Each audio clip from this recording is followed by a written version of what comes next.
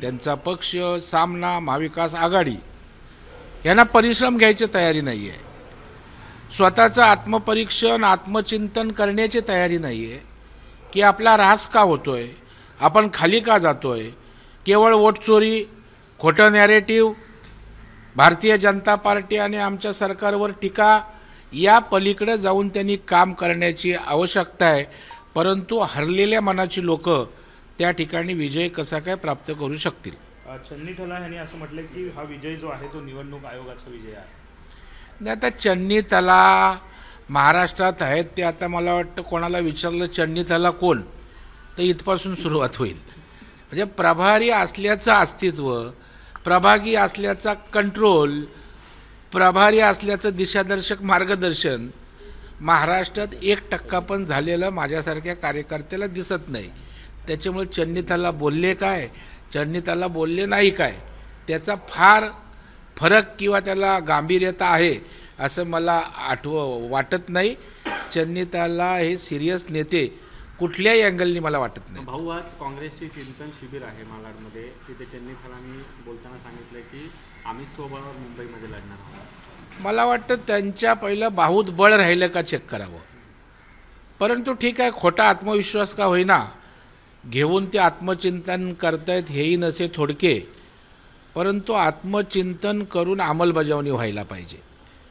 रडीचा डाव खेळू नये. आता आत्मचिंतनात पुन्हा वोट चोरीचं आपण परत हे करूया, पुन्हा आपण खोटं काय नॅरेटिव्ह सेट करूया, अशा प्रकारचे रडत बसलात तर तुम्ही सतत पडत बसणार, हरत बसणार. मुंबईचा महापौर काँग्रेसचा होईल असा एक दावा ज्योती गायकवाड जे आमदार आहेत त्यांनी केला. ना, दावा करायला काय अक्कल किंवा पैसे लागत नाहीत. त्यासाठी मतदान लोकांनी करावं लागतं.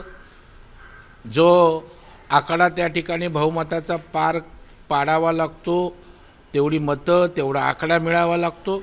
आणि त्याच्यामुळे आज निर्विवाद मुंबईमध्ये महायुतीला बहुमत मिळेल असं चित्र आहे. आणि कालच माननीय मुख्यमंत्री देवेंद्र फडणवीस साहेबांनी सांगितलं की मुंबईचा महापौर हा महायुतीचाच असेल, हे निर्विवाद त्या ठिकाणी आहे. बच्चू कडू वारंवार टीका करताना पाहायला मिळतं. आता पुन्हा एकदा त्यांनी म्हटलं की भाजपच्या कार्यालयात आता पुढील मतदान जे आहे किंवा मतमोजणी आहे ते भाजप कार्यालयातच झाली पाहिजे किंवा घेतली पाहिजे असं त्यांनी म्हटलं. बच्चू कडूंनी बचपना सोडून द्यावा, बालिशपणाची वक्तव्य, आततायी भूमिका बच्चूंनी सोडावी आणि सिरियस राजकारण करावं.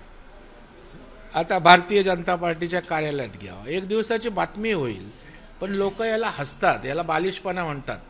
आणि मला वाटतं नावाप्रमाणे बचकना बच्चू भाऊंचं सुरू आहे. भाऊ, महायुती मुंबईमध्ये एकत्र लढणार आहे जो मुख्यमंत्र्यांनी देखील सांगितलेलं आहे. मात्र दुसरीकडे शिंदे गटाने मुंबईमध्ये 50% जागांचा दावा केला. हे बघा, आमचे सर्वोच्च नेते महाराष्ट्राचे देवेंद्र फडणवीस साहेब, शिंदेसाहेब, अजितदादा त्या पक्षाचे नेते आहेत. आणि आमचा महायुतीमध्ये लढण्याचा निश्चय आहे. तिन्ही नेते जी भूमिका घेतील ती आमची बांधील असेल. आम्ही कार्यकर्त्याचं मनोबल वाढवण्यासाठी खालच्या पातळीवर त्या ठिकाणी स्तरावर त्या ठिकाणी आपले नेते, आमदार, खासदार भूमिका घेत असतात. पण सर्वोच्च नेत्यांना, पक्षांनी किंबहुना महायुतीनं घेतलेली आमची भूमिका ही अंतिम असेल. भाऊ, कालच्या निकालानंतर आता एक आणखी चर्चा अशी झाली की ज्या ज्या ठिकाणी शक्य असेल तिथे स्वबळावर लढण्याची तयारी भाजप करत आहे. जिथे शक्य नाही, जिथे शक्य आहे तिथे युती, ज्या ठिकाणी शक्य नाही तिथे स्वबळ, असं काही ठरतंय. ही भूमिका माननीय देवेंद्रजींनी पूर्वीच मांडलेली आहे. शक्य तेवढा आम्ही महायुतीचा प्रयत्न करणार. आणि जिथे तिन्ही पक्ष तुल्यबळ असतील, 2 पक्ष तुल्यबळ असतील, तर त्या ठिकाणी जर युती झाली नाही तर समन्वयातनं त्या ठिकाणी एकमेकांवर टीका न करता मित्रत्वानं लढावं, अशा प्रकारचा संकेत आहे. भाऊ, पंतप्रधान नरेंद्र मोदीजींनी काल काँग्रेसवर गंभीर आरोप केले. ते म्हणाले की काँग्रेस मुस्लिम लीग माओवादीत झालेली आहे आता काँग्रेस. आणि खरं आहे ते ना, ज्या पद्धतीचा त्यांचा प्रचार, लांगुल चालन त्या ठिकाणी आहे, त्यावरनं माननीय मोदी साहेबांचं वक्तव्य किंवा भूमिका अत्यंत समर्पक ठरते. भाजपला अनेक अभिनेते किंवा कलाकार पाठिंबा देताना पाहायला मिळतात. आज नवेदिता सराफ त्यांची प्रतिक्रिया आली आहे की मी भाजपची कट्टर समर्थक आहे आणि बिहार निकालाचं त्यांनी अभिनंदन केलेलं आहे. अशाच प्रकारचं वक्तव्य माझा दिवाळीपटचा कार्यक्रम होता तेव्हा महेश कोठारीने केलं होतं. आता या देशामध्ये व्यक्ती स्वातंत्र्य प्रत्येकाला आहे. आता निवेदिता सराफ यांना त्यांचं मत व्यक्त करण्याचा अधिकार आहे आणि त्याच्यामुळे भारतीय जनता पार्टीला समर्थन देऊन कलाकारांच्या प्रतिसुद्धा भाजपविषयी काय आहे हे तिथनं व्यक्त होतं आहे. परंतु याचं लगेच राजकारण कुणी करू नये. नाही तर आता निवेदिता सराफ बोलल्या की त्या ठिकाणी पुन्हा शिव्या घालायला सुरुवात करायची. असं करणं मला वाटतं आपली महाराष्ट्राची संस्कृती नाही. लोकशाहीमध्ये घटनेनं प्रत्येकाला विचार स्वातंत्र्य दिलं आहे, बोलण्याचं स्वातंत्र्य दिलं आहे आणि त्याच्यामुळे निवेदिता सराफना तो अधिकार आहे. आणि भारतीय जनता पार्टीच्या विषयी काय जनमानसात आहे, कलाकारांमध्ये आहे, त्या क्षेत्रात आहे, याचं थोडक्यात प्रत्यंतर त्यांच्या वक्तव्यातनं येत आहे. भाऊ, मुंबईमध्ये याआधी आपण जर पाहिलं तर ठाकरेंचे पोस्टर लावण्यात आले होते की ठाकरेंचा सेवक तोच नगरसेवक, परंतु आता त्याला प्रत्युत्तर भाजपने पोस्टर लावलेले आहेत. परिवाराचा नाही तर मुंबईचा सेवा करणारा जो असेल तोच नगरसेवक असेल असे पोस्टर जाईल. व्यक्तिस्तोम त्या ठिकाणी भारतीय जनता पार्टीला मान्य नसतं. लोकांना महत्त्व, जनतेला महत्त्व देणारा भारतीय जनता पार्टी आहे.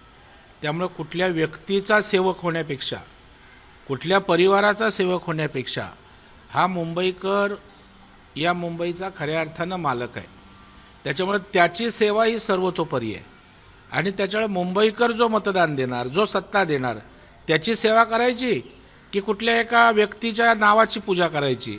आणि त्याच्यामुळे आमची भूमिका अत्यंत समर्पक अशा प्रकारची आहे की मुंबईचा सेवक तोच त्या ठिकाणी होईल नगरसेवक. की अमित साटम आणि भारतीय जनता पार्टीने आम्ही केलेली भूमिका ही मुंबईकरांना भावणारी आहे आणि मुंबईकराच्या प्रती सेवा समर्पित करणारी भूमिका आहे. भाऊ, शरद पवारांनी बिहार निकालावरती प्रतिक्रिया दिलेली आहे. त्यांनी असं म्हटलं की बिहारमध्ये 50% मतदान जे आहे ते महिलांचं झालेलं आहे, परंतु निवडणुकीच्या आधी 3 महिने जे पैसे वाटप महिलांना केले गेले, 10,000 जे महिलांना दिले गेले आणि त्यामुळेच हे मतदान मोठ्या प्रमाणात झाले आहे. निवडणूक आयोगाने आता हा विचार करणं गरजेचं आहे. अशा पद्धतीनं पैसे वाटप योग्य आहे का? मला वाटतं जिंकलेला जो काही विजय आहे तो विरोधकांनी त्या ठिकाणी मान्य करायचा असतो. पराभव हा मोठ्या मनानं त्या ठिकाणी स्वीकारायचा असतो. आता एखाद्याला टीकाच करायची, त्याला 100 कारणं मिळतात. आता तुम्हाला कोणी अडवलं होतं? आज त्या ठिकाणी केंद्र सरकारनं, राज्य सरकारनं ज्या काही महिलांच्या उत्कर्षासाठी भूमिका घेतल्या त्याचं स्वागत व्हायला पाहिजे. आता त्यांना आम्ही जर प्रभावित करू शकलो असेल, त्याने आम्हाला मतदान केलं, तर त्याच्यात दोष कोणाचा आहे? बरं, तुम्ही महाराष्ट्रात त्या ठिकाणी बोललात की तुम्ही 1,500 देणार, तर तुम्ही 2100 देणार. जेव्हा विधानसभेच्या निवडणुका झाल्या, लाडक्या बहिणींचा आम्ही 1,500 देण्याचं ठरलं, तेव्हा तुम्ही तुमच्या जाहीरनाम्यात 2100 बोललात. हे कुठलं आलं तत्व? हा कुठला आला संस्कार? त्याच्यामुळे मला वाटतं सोयीची भूमिका विरोधी पक्ष घेत आहे. पण माझं पुन्हा नम्र आवाहन आहे की पवारसाहेबांसारख्या एका मोठ्या नेत्यानं तरी अशा प्रकारचं बोलणं संयुक्तिक नाही. विरोधी पक्षानं रडीचा डाव न खेळता आत्मपरीक्षण करून कष्ट घेऊन कामाला लागावं. जसं आमचे मोदी साहेब बिहारमध्ये ज्या पद्धतीनं फिरले, आमचे अमितभाई शानी जे कष्ट उपसले, आमचे विनोद तावडे असतील, महाराष्ट्रातनं गेलेले आमचे देवेंद्रजींच्या सभा असतील, आम्ही कष्ट करणारी लोक आहोत. त्याच्यामुळे केवळ बोलघेवडेपणा, केवळ टीका कुचकेपणाचं बोलणं, खोटे नॅरेटिव्ह सेट करणं, याच्यातनं बाहेर जोपर्यंत विरोधी पक्ष येत नाही तोपर्यंत त्यांचं काही खरं नाही. निवडणुका पारदर्शक ह्या झाल्याच पाहिजेत. आपला प्रत्येक मतदाराचा तो अधिकार आहे असंही पवारांनी म्हटलं. पण त्यांनी पारदर्शक झाल्या नाही ते सिद्ध करावं ना. निवडणुका तर पारदर्शकच झालेल्या आहेत. आपण बघाल की जो मतचोरीचा यांचा आरोप होता तो आपण खोडून काढला. SIRच्या माध्यमातून सखोल सर्वेक्षण झालं, विषय राहिला कुठे वोटचोरीचा. त्यामुळे पारदर्शकता झाली पाहिजे, पण कुठे पारदर्शकता झाली नाही ते त्यांनी दाखवावं, निवडणूक आयोगाच्या निदर्शनास आणावं.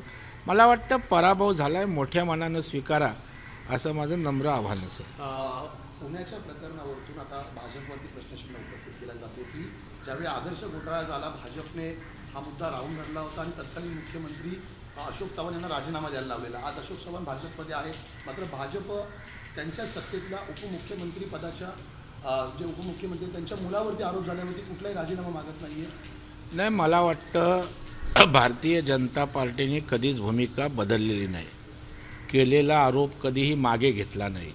आता आरोप झाल्यानंतर सिद्धता होणं महत्त्वाचं असतं. जेव्हा सिद्धता होईल, आरोपत्व सिद्ध होईल, त्यावेळेला बोलण्याला अर्थ आहे. जेव्हा विरोधी पक्षात असतो तेव्हा विरोधी पक्षाची भूमिका आहे सत्ताधारी पक्षावर टीका करणं. आता अजितदादा आमच्याबरोबर सत्तेत आहेत, सत्तेत मांडीला मांडी लावून बसायची आणि आपल्या शेजाऱ्यावर, आपल्या पार्टनरवर टीका करायची, हेही त्या ठिकाणी योग्य नाही. याच प्रकरणामध्ये काल अजितदादांनी अमित शहा यांची भेट घेतल्याची एक माहिती समोर आलेली आहे. नाही, मला याची कल्पना नाही त्यांची भेट कशा संदर्भात होती.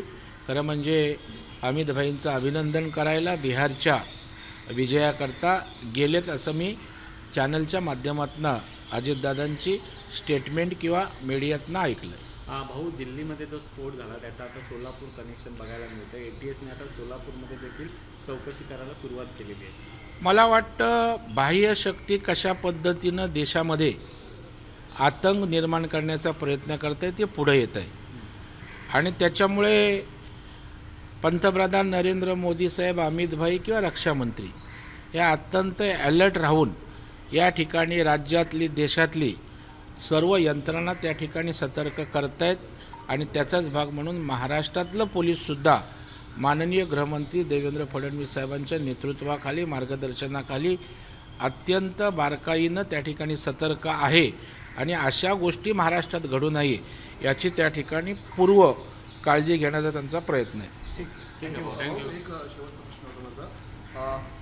देवना डम्पिंग ग्राउंडच्या इथे लोकशाहीचे आमचे प्रतिनिधी भूषण शिंदे हे वार्तांकन करत होते, त्यावेळी त्यांच्यावर हल्ला करण्याचा प्रयत्न झालेला आहे. जे तिथल्या कचऱ्याच्या गाड्या आहेत त्याच्यामध्ये मोठा झोलमाल दिसतोय, मोठा घोटाळा झाल्याचं पाहायला मिळतं. तिथे नशेखोर सुद्धा आहेत. त्यामुळे नेमकं या प्रकारची चौकशी सरकार करणार का शासन करणार? अशा प्रकारचं पत्रकारांची अडवणूक करणं, प्रतिबंध करणं योग्य नाही.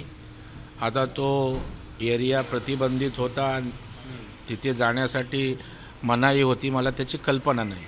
पण जर तो नशेखोर असेल, अशा प्रकारची लोक संवेदनशील ठिकाणी असतील तर ते चुकीचं आहे. वार्तांकन करणाऱ्याला अडवलं असेल तर ते चुकीचं आहे. या सर्व संदर्भित प्रकरणाची माहिती घेऊन त्या ठिकाणी अशा प्रकारचा नशेखोर जर तिथे असेल आणि चुकीच्या पद्धतीनं त्या ठिकाणी अडवलं असेल तर निश्चित सरकारला सांगून चौकशी करून पत्रकाराचा हक्क अबाधित ठेवण्याचा प्रयत्न आम्ही करू.